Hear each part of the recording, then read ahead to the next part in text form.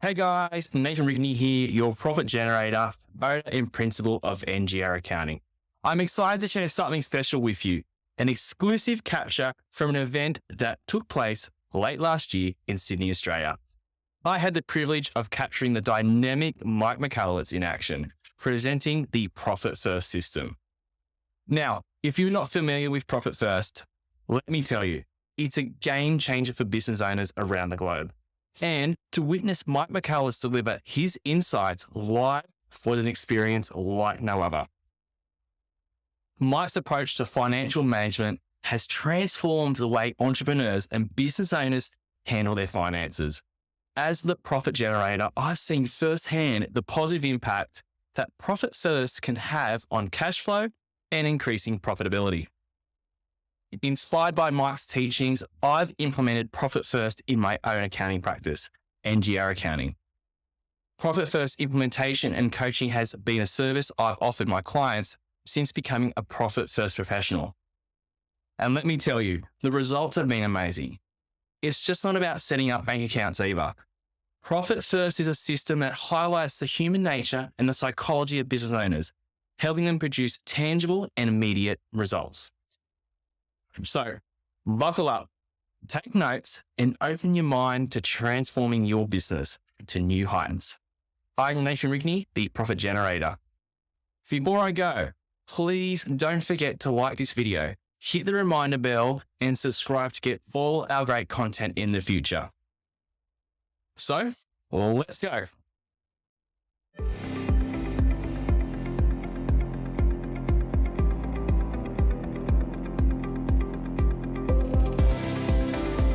Mr. Mike Michalowicz.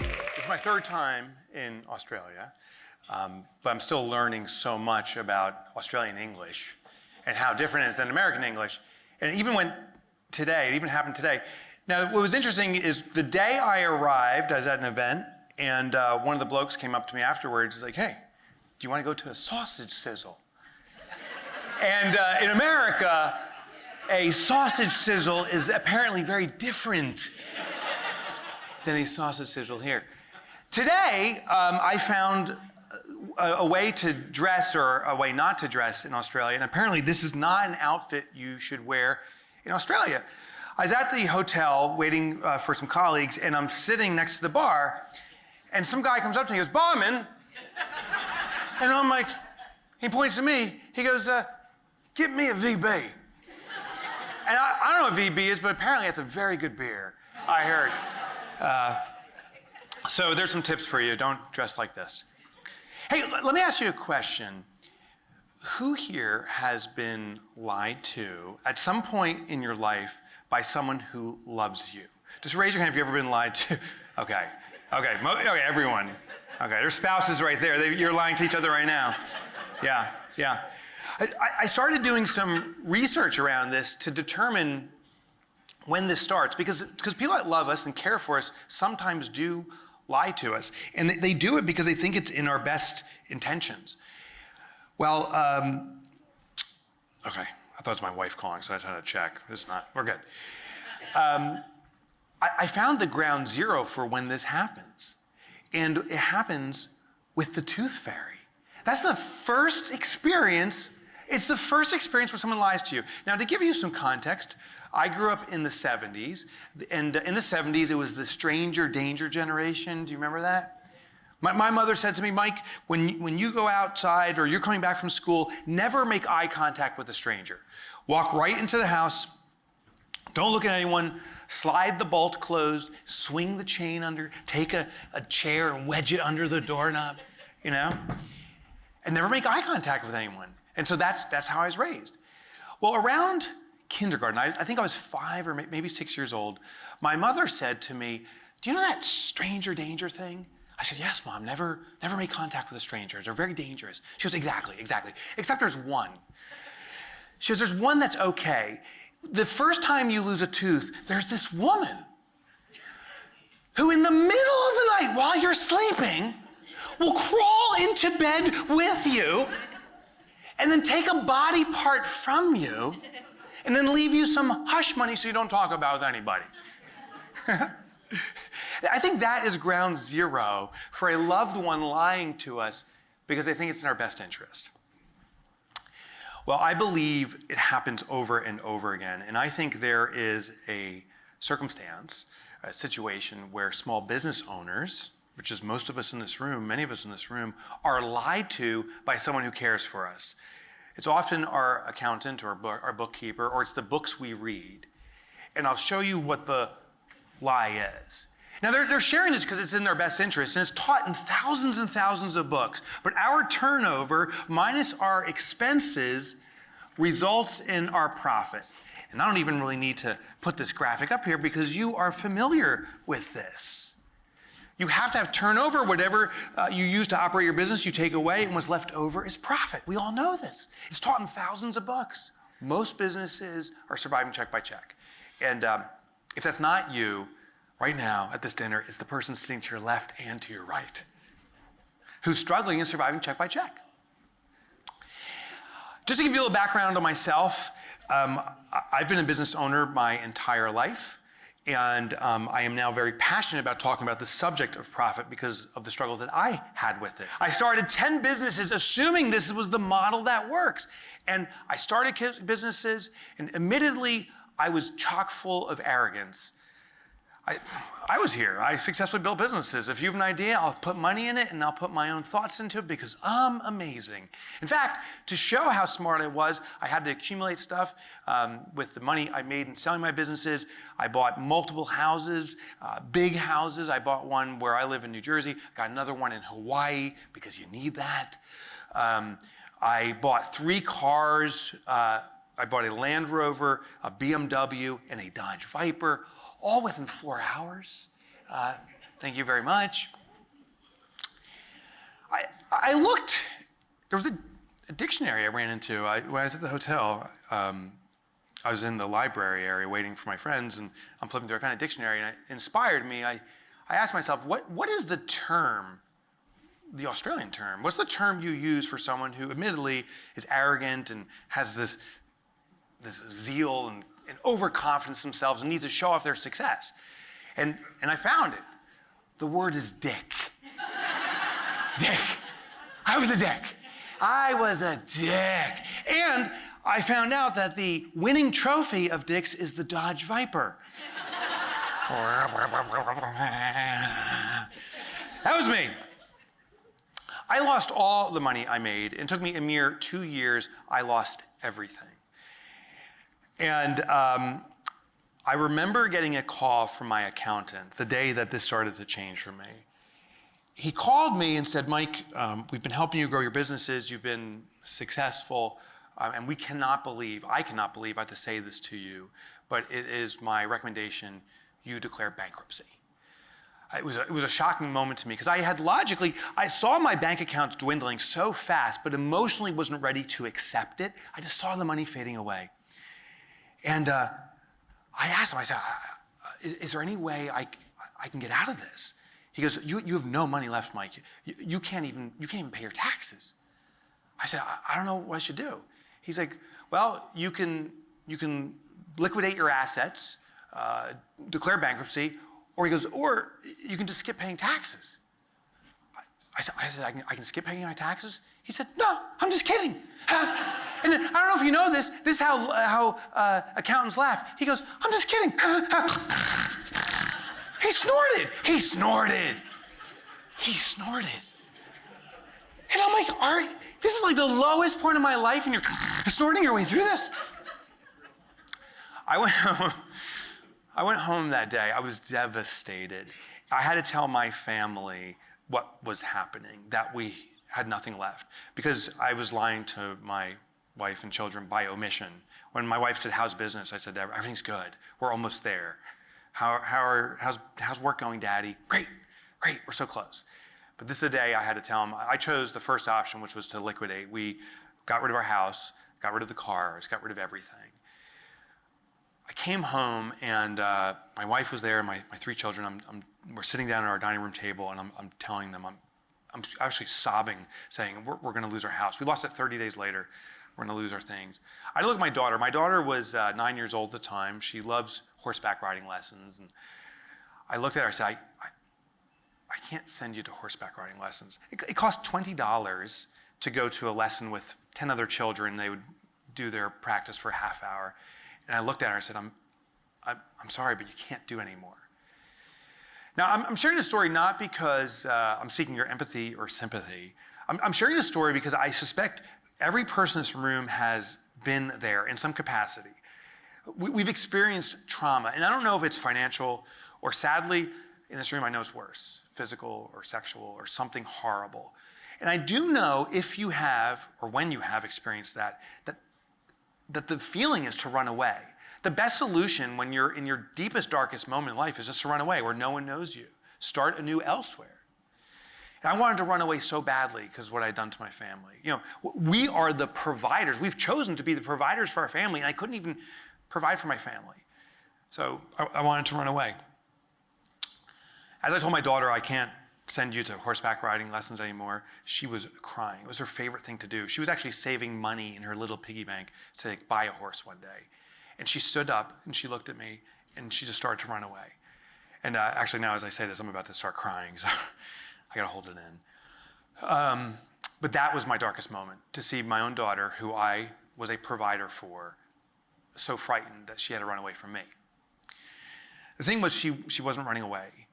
She was running to her bedroom to grab that piggy bank where she was saving to buy a horse, and she grabbed it and ran back to me. And she goes, "Daddy, since you can't provide for the family, I'll start doing it." And she put it on the table in front of me.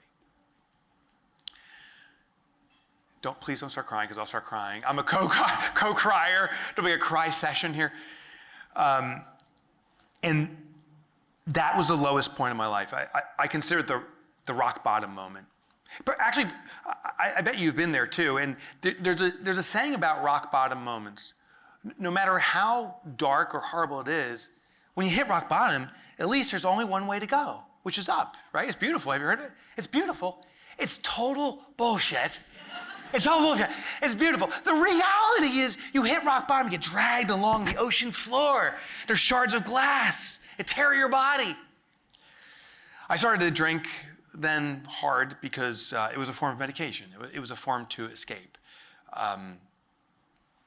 And I'm not proud of that phase, but I went through 2 years of depression. But I do feel very compelled to share it because the most afflicted community in the world with depression is us, is the small business owners of the world, because of our experiences.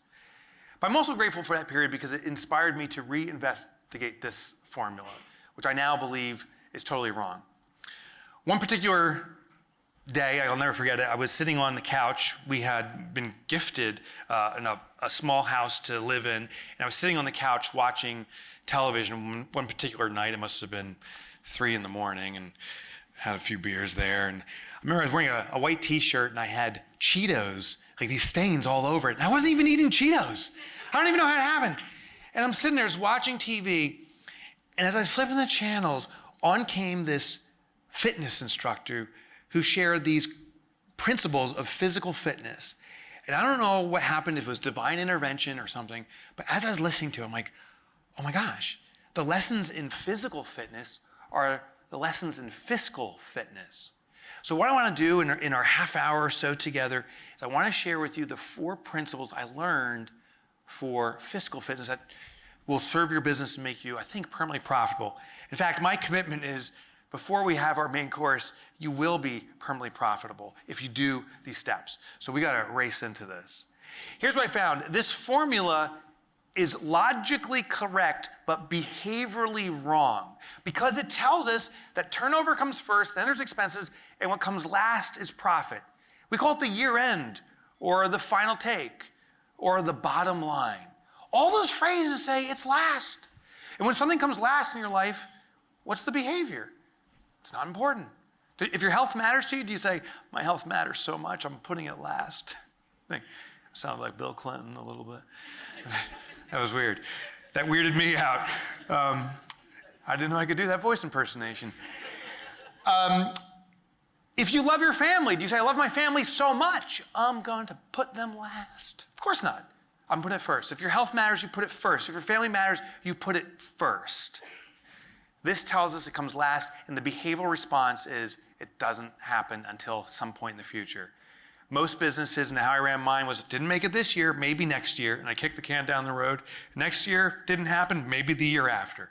Year after year, I wait. The new formula I want to introduce you to is real simple. Your turnover minus your profit is your expenses.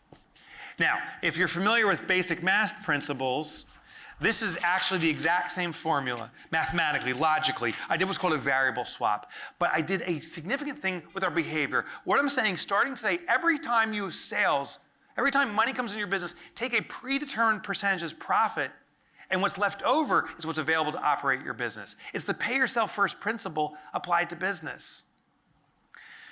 As I was watching this fitness instructor, she went on to share these principles of how we can do this. And she shared a simple concept around plates.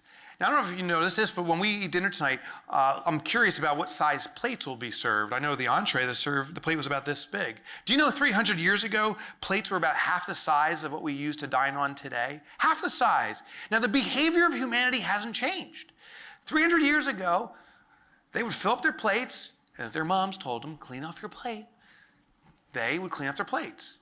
Fast forward to today, we fill up our plates, and as our moms have told us, we clean off our plates. Because the plates have doubled in size, the servings have doubled in size, our consumption has doubled in size, and now societally, we as humans are doubling in size. So this fitness instructor said the solution's real simple. Don't try to eat less, don't try to control it, don't go on some crazy diet. Just get a smaller plate at your house. Which I thought sounded crazy until I discovered something. But I want to ask first, does anyone here have teenage boys? Just raise your hand if you do. Okay, I'm sorry, and I'm very sorry. And then the reason I'm very sorry is because they're not called teenage boys, they're called creatures.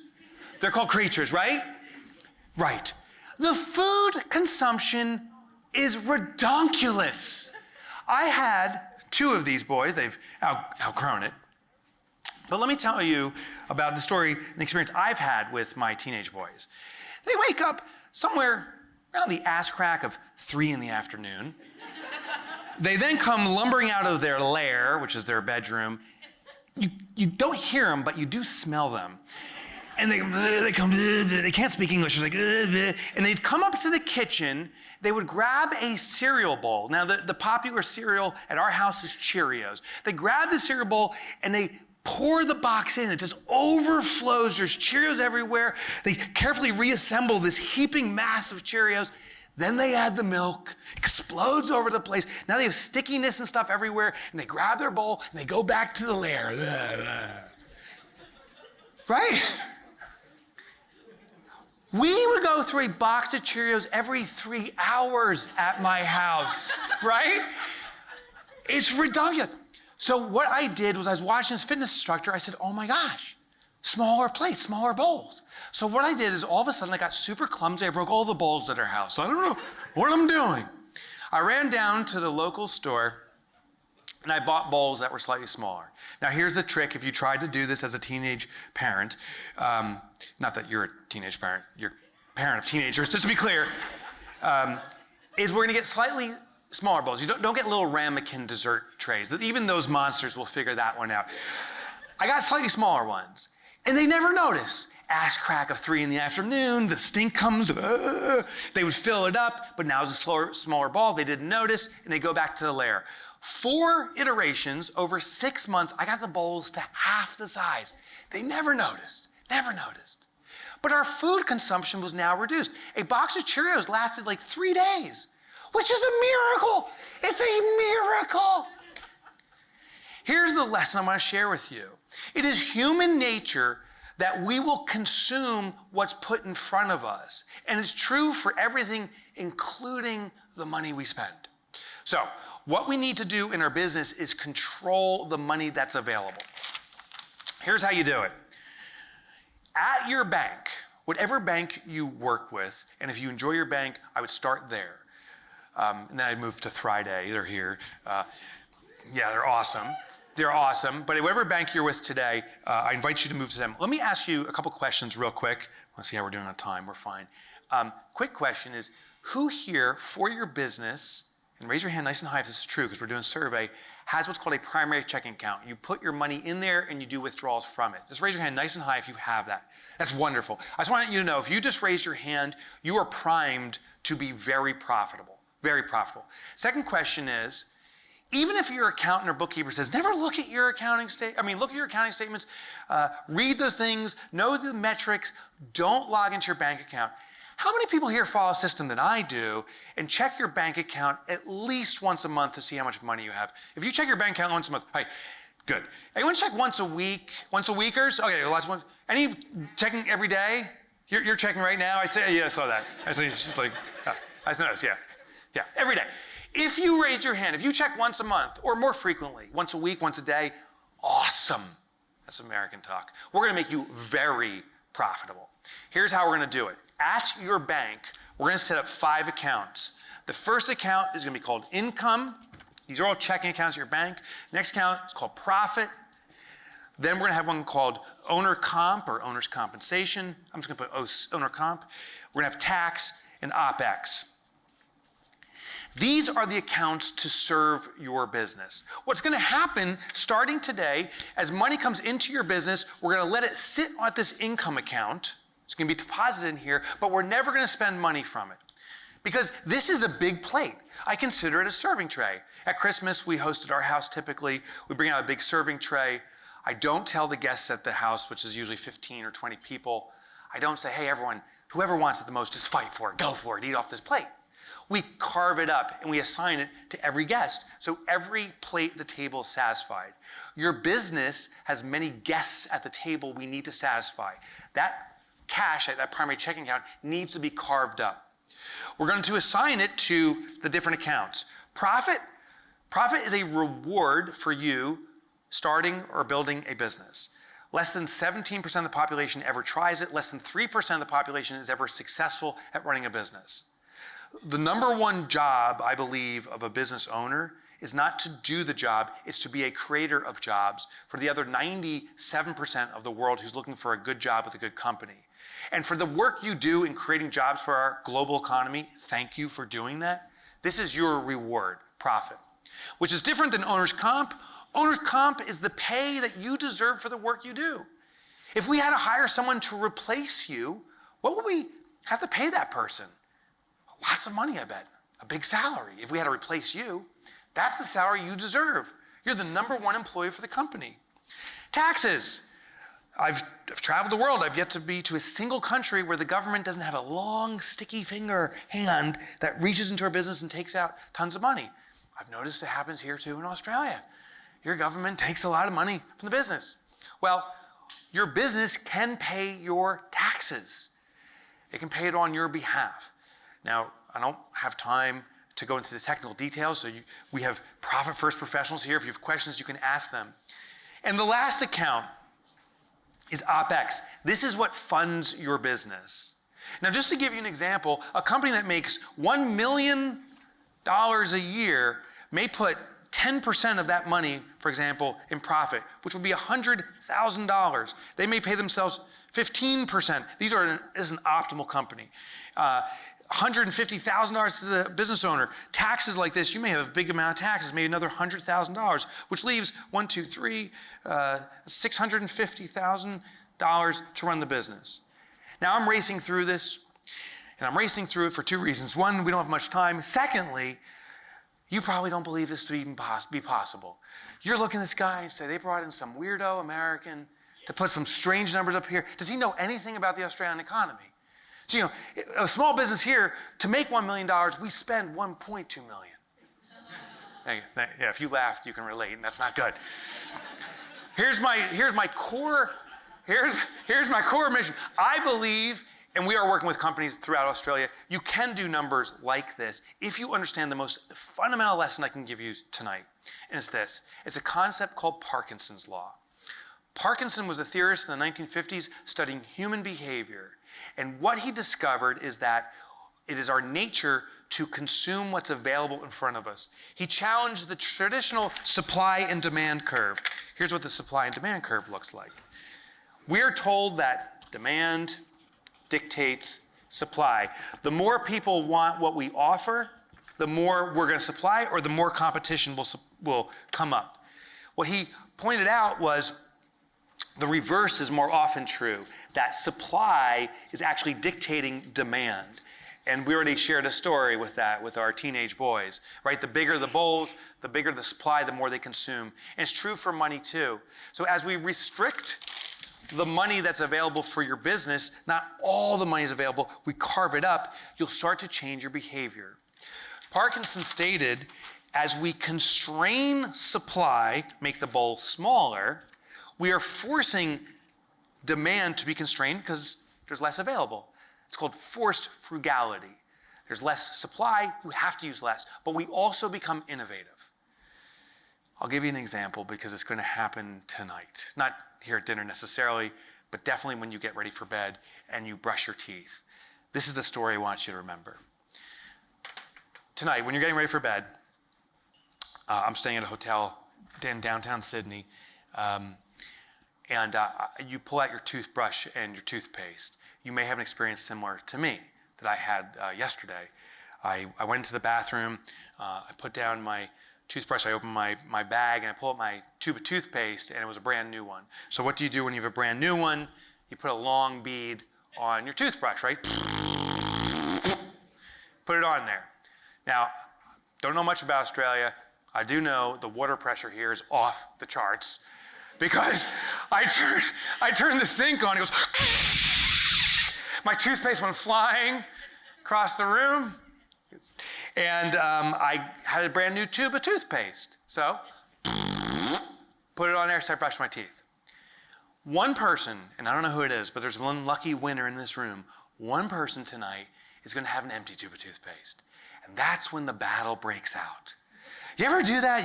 You come in, you're at your hotel room or whatever, and you open your bag, and you're like, oh my God, I forgot to get the new tube of toothpaste. It's that shriveled up prune-like thing.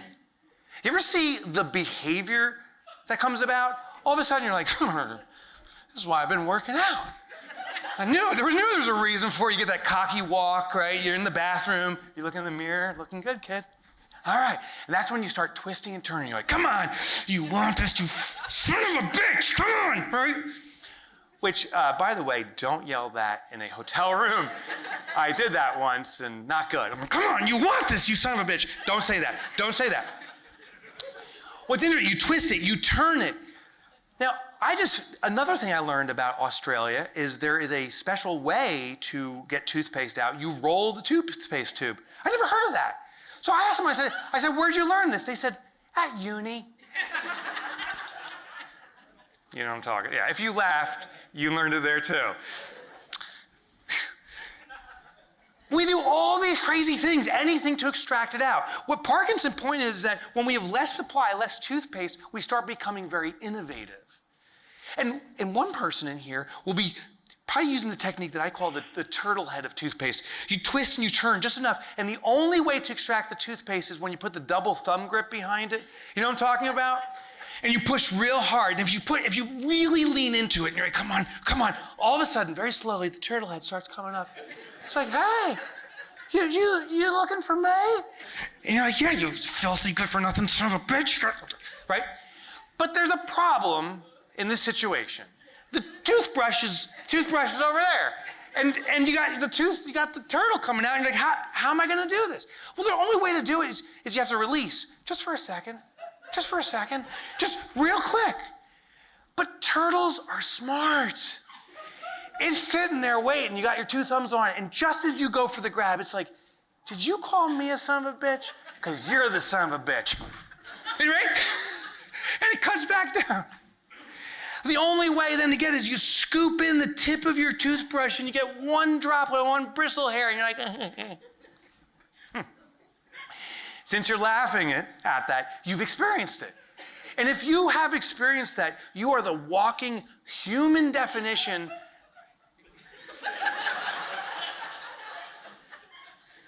I hired her to do that. Thank you. You're covering for all of us.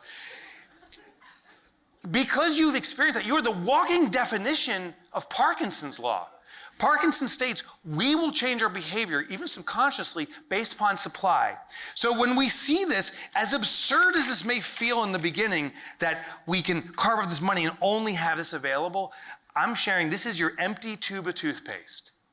You're empty, and because it's empty, you will find a way to get through it somehow, but you can do it. We want to constrain the amount of money available to your business, and your business will start to respond. Are you still giggling about that? Good. Good. Okay. So I'm sitting on the couch, and that was my epiphany. Oh my God, small plates are the way to better finances. She shared 3 more principles, the fitness instructor. The next one was the sequence of things matter. To really have a healthy, balanced diet, vegetables are very important, but many people skip that. We go to our preferences, which are proteins and so forth, but we need the vegetables. She said, simply serve vegetables first and only, consume some of that, and then serve the rest to bring balance to our meal. We can do this with our finances too, and here's how it works. The accounts I just showed you, when the money comes into your income account, a serving tray of cash for your business, we're going to allocate money to profit first. I realize these are percentages, 10, 15%, and so forth, percentages but of the big pie, but the sequence of assigning the money is very important.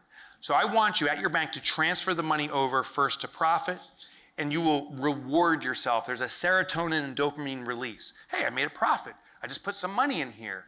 Then you allocate money into your owner's comp, which is your pay. That is also another reward mechanism. You're paying yourself an appropriate salary. Then you put money into your taxes, which honestly is not a reward at all.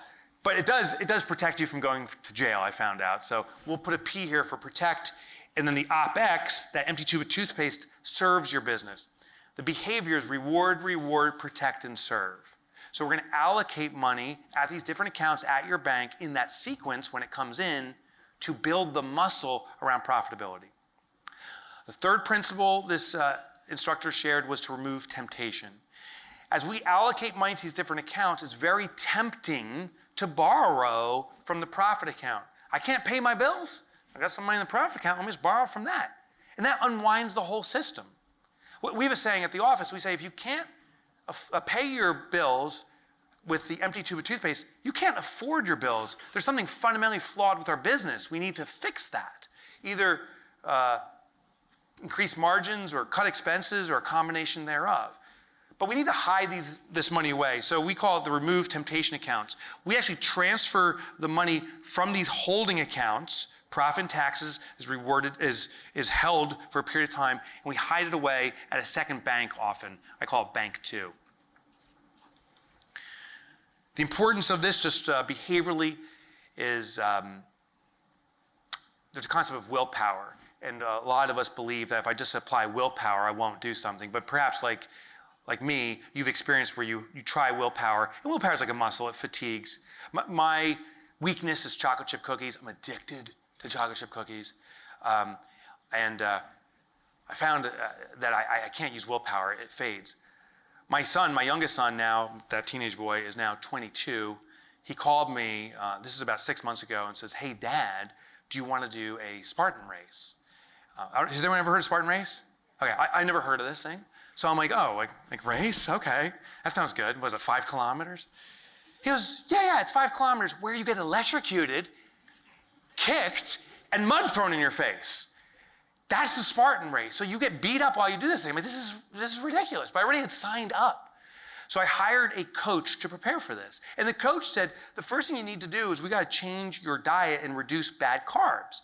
And you got to get these chocolate chip cookies out of your house. No more chocolate chip cookies. He removed the temptation. And therefore, I eat no chocolate chip cookies. True story, I was doing a speaking engagement. I told people about my addiction to chocolate chip cookies. And as a gift, during the event, they brought in chocolate chip cookies and put it on the stage.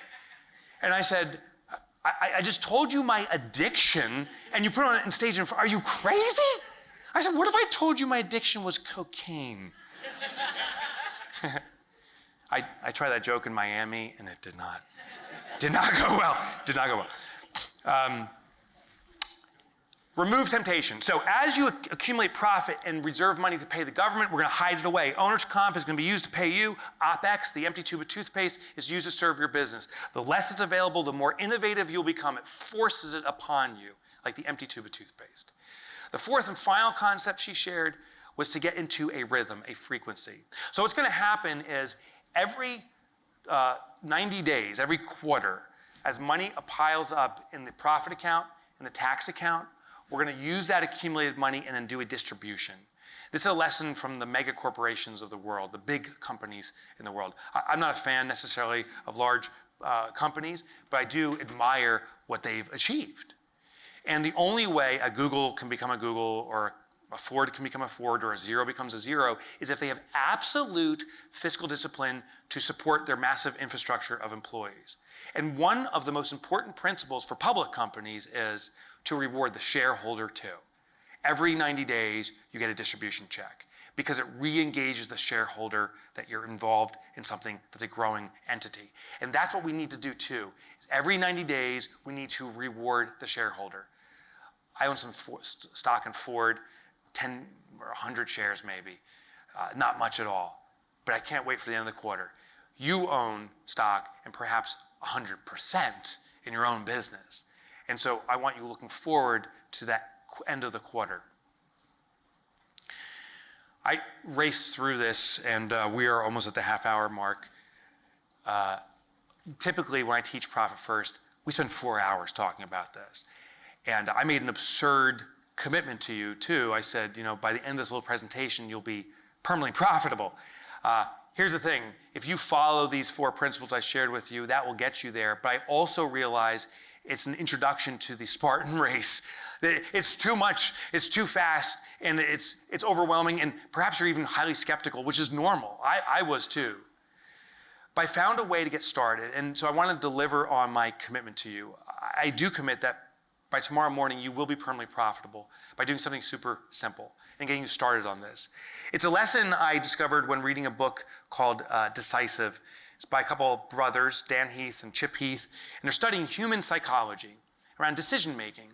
And they found that most of us believe we need to set this big, highfalutin goal, a 10x factor, a big, hairy, audacious goal or big commitment, and that's where success comes from. But they found that most people struggle with that, and they came up with this concept of, instead of raising the bar, lowering the bar. They ran a fascinating experiment. They took 200 people who were looking to get physically fit. It's always interesting to me that physical fitness translates to fiscal fitness. And they took in these 200 participants, and they were looking to get cardiovascularly fit. The standard regimen, the big, hairy, audacious goal, is if you can run 5 kilometers 3 times a week at about a 30-minute clip, depending on your age, that will get you to a high level of cardiovascular fitness. And these people have never exercised before, or not recently, so they came in. They first went to the control group. This is the group that was given the standard regimen. The fitness researchers said to them, hey, are you looking to get fit? And the group's like, yes. The instructor said, how badly do you want it? They said, so badly. They said, great, here's the regimen. Run 5 kilometers 3 times a week, go. And they kick them out the door. Then the researchers went to the test group. They said, hey, do you want to get cardiovascularly fit? And they're like, yes. They said, how badly? So badly. They said, great, before we give you the regimen, we have one question for you. Do you like to watch television? And the group's like, yeah. One guy's like, Ted Lasso's pretty good. Yeah. Ted Lasso's awesome. It's awesome. Then the fitness instructor said, when you watch TV, do you sit on the couch? And the group's like, we do. The instructor said, then here's your fitness instruction. Every time you turn on the telly, instead of sitting on the couch, simply stand in front of it. That's your workout. I mean, talk about lowering the bar. That's below the earth's crust. Like, you cannot go lower. 2 weeks into this experiment, 2 weeks in, the 5 kilometer group, over 80% of people, I think it was like 86% of the people, failed to do it. One guy had a heart attack. 14 people were still running. So the researchers, the Raise the Bar group said, how badly do you want it? You're representing the last of the group. Go. And the group goes hobbling out. They're like, we got this. We've got this. Then they went back to the test group. The test group had, after 2 weeks, a 100% success rate. TV's on, you stand in front of it. So the researchers said, since you're standing in front of the TV, would you be willing to march while you watch the television? That's it. I mean, they lowered the bar again. The group's like, okay. 1 month into the experiment, 100% failure rate. And I'll tell you, if you are not currently cardiovascularly fit, I invite you not to run 5 kilometers 3 times a week at a 30-minute clip starting today. You could have a heart attack. This group had a 98% success rate after a month, which does beg the question. Those two people, like, what happened to them? They're like, did he say march in front of the TV or lay back on my fat ass and eat Cheetos like Mike did? Like, what? I don't know what happened, but they had 98% success. Or 98% sex. I don't know what I was saying there. Something happened. Then they said, since you're marching in front of the television, would you be willing to do calisthenics while watching commercials? Yes, that was for 2 weeks. Then it became running out to the street and running back in, which then over time, and it did take 6 months, but for 6 months, they were running 5 kilometers 3 times a week. And over 50% did it. It was like 57, 58% of the group was able to sustain that. The majority succeeded by lowering the bar, and everyone failed by raising the bar. This stuff that we raced through, the serving plate, the control, the kid's appetite, the toothpaste, all that stuff, that's the marathon. So what I want to share with you is the 2 things you can do that are so low, so easy, but it will bring permanent profitability to your business by tomorrow. Here's the 2 things I invite you to do. First thing, tomorrow morning, call your bank and set up 1 account. Just 1, that's it. A savings account or a checking, whatever you choose, and call it profit. Step 2, every time you have a deposit, allocate 1% of that income into your profit account. If you collect $1,000, take 1%, that's $10. Put it in your profit account. It's inconsequential to how you operate your business. If you can run off $1,000, you can run off $990. But what's highly consequential is for the first time perhaps ever, you have a cash profit. I know it's $10, but it's a cash profit. And the next day, it'll be a little bit more, and the next day more. And then maybe a month or 2 from now, that 1% will become 2 or 3 or 10 and 15. I'm proud to say we have over 800,000 companies globally doing the Profit First system. Very successfully, very profitably, and they're growing so quickly and healthily. But most of them, almost all of them to the T, started off by setting up just the 1 account. So I invite you to do the same. There's a saying that small business is the backbone of the economy. And I believe there's a necessity for us to be profitable. But I don't think it's because we're the backbone of the economy. I did the research. I looked at the data. This is what I do for a living, and the data is unequivocal. Small business is not the backbone of the economy. Small business is the economy. Every single business I investigated, no matter what size it is, they started off small. A small idea, a small business in a garage, in a room like this, all started off small. We are the economy. Profit is, it's a privilege, but it is also a contribution to our global society. So I ask you, please be profitable. We all need it. Thank you very much. Thank you. Enjoy dinner. Thank you.